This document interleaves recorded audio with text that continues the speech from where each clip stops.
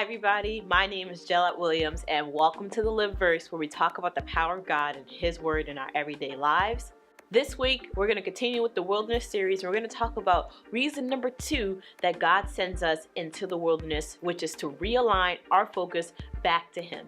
We're going to take a look at one of my favorite stories in the Bible where Peter and Jesus walk on water. I'm just going to paraphrase the story, but you can find it in Matthew 14.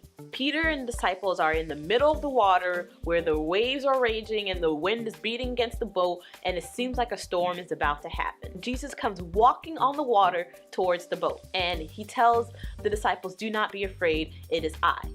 And Peter says to Jesus, "Lord, if it's you, tell me to come to you. Tell me to walk on the water towards you." And then Jesus says, "Okay, come." So Peter gets out of the boat and he's looking at Jesus and he begins walking on water towards Jesus. Now, there are 2 important things that have happened in the story so far that I want to point out.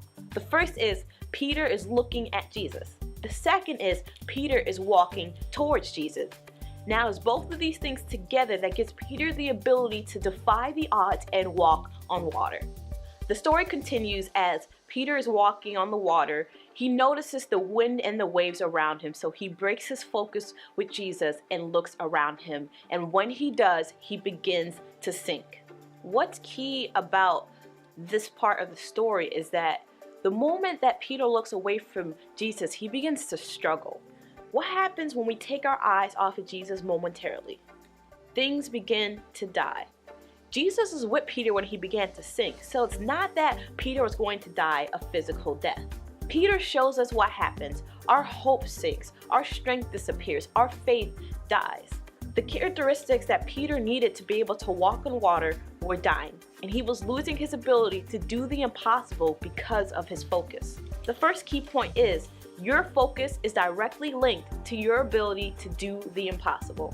What happens next in the story is even better. When Peter realizes that he is sinking, he cries out to Jesus.